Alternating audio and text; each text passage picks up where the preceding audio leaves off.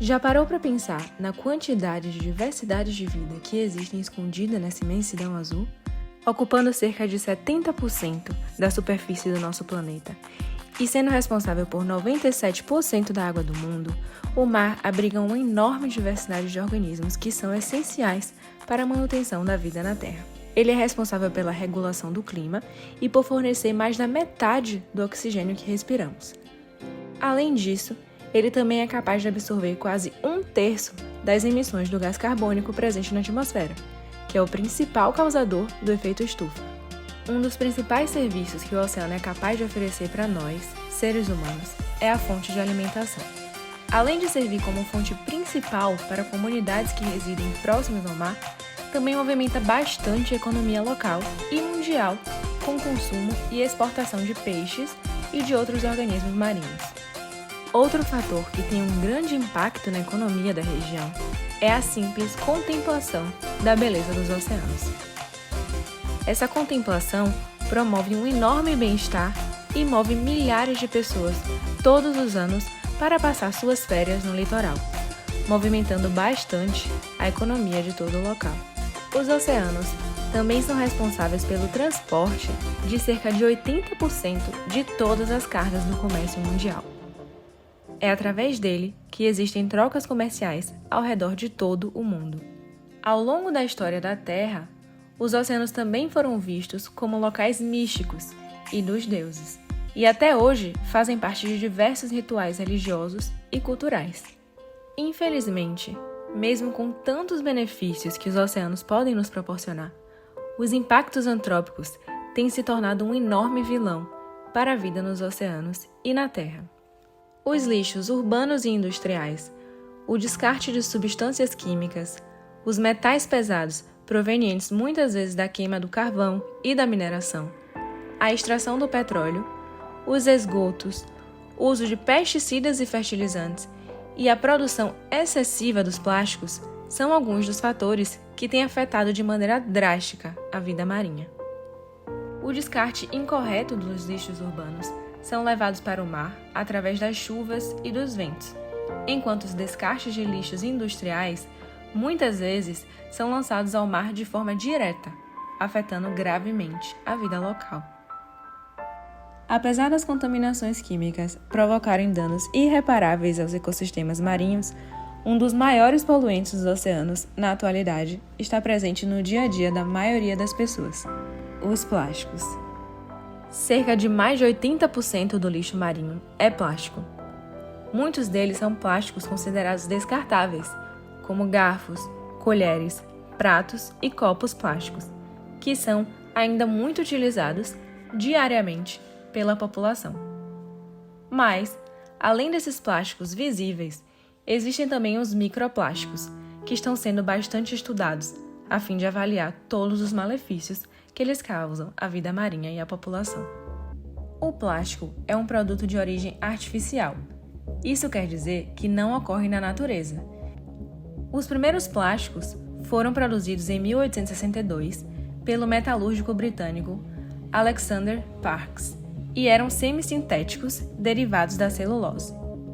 Com os avanços tecnológicos na química, decorrentes da Primeira Guerra Mundial, outros tipos de plástico foram criados, e hoje temos uma ampla gama de produtos confeccionados com plásticos de diferentes composições, sendo a maioria polímeros orgânicos sintéticos derivados do petróleo. Mais de 400 milhões de toneladas de plástico são fabricadas no mundo a cada ano. E, infelizmente, boa parte dessa produção acaba sendo descartada de maneira inadequada. De acordo com o relatório da Fundação Ellen MacArthur, cerca de 32% da produção mundial de embalagens plásticas terminam invariavelmente nos ambientes naturais. Com esse ritmo, estima-se que em 2050 haverá mais plásticos do que peixes no oceano. Com base no seu tamanho, os resíduos plásticos podem ser caracterizados como macro, meso ou microplásticos. Enquanto que os macro e mesoplásticos são fáceis de se reconhecer e coletar, os microplásticos podem ser mais complicados. Mas então, o que são os microplásticos? Os microplásticos são literalmente, resíduos plásticos de tamanho bastante reduzido, geralmente resultantes de sucessivas fragmentações sofridas pelo material em seu tamanho original. Porém, veremos mais na frente que existe outra classificação para estes.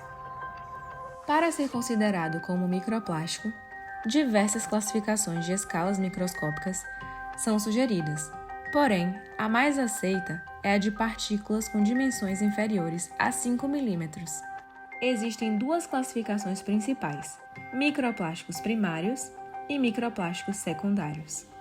Os microplásticos primários são aqueles que já foram produzidos em escala microscópica, com o objetivo de compor formulações de diversos tipos de produtos, como por exemplo os cosméticos, e a estes é dado o nome de pellets. Sim, aquele produtinho esfoliante de skincare provavelmente contém o nosso vilão. Eles se tornam poluentes a partir do momento que ou são descartados indevidamente durante etapas dos processos industriais ou por perda acidental durante o seu transporte. Por este motivo, é comum que sejam encontrados perto de portos, indústrias e em alto mar.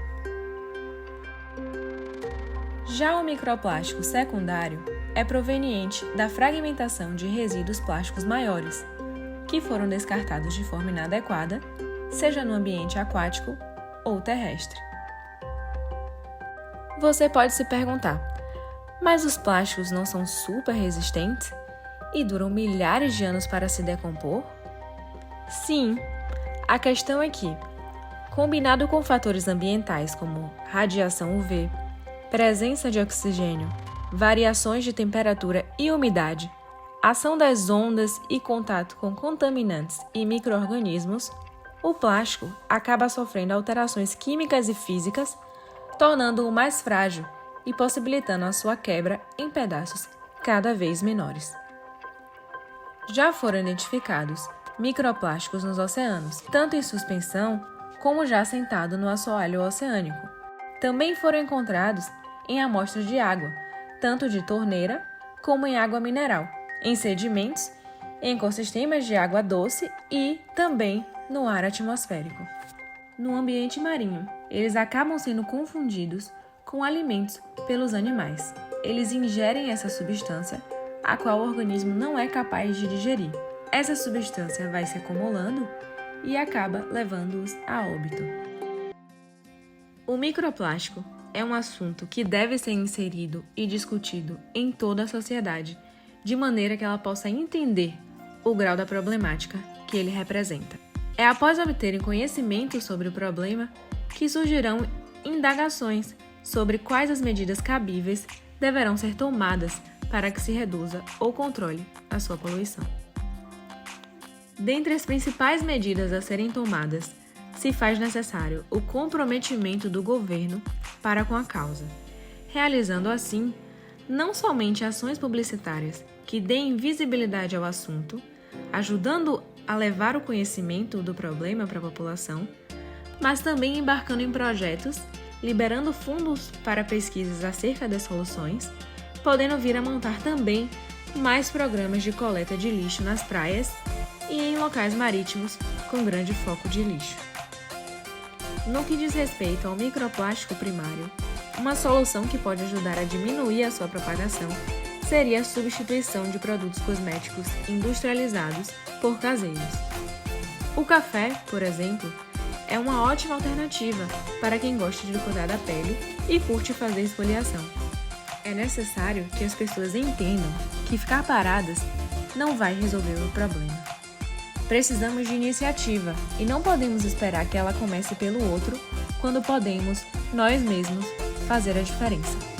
Seja um canudo de plástico que deixe de usar ou uma sacola de mercado que deixe de aceitar, no fim, você estará sim fazendo a diferença. Faça a sua parte, diminuindo o consumo de plásticos e ajudando, assim, na preservação dos nossos oceanos.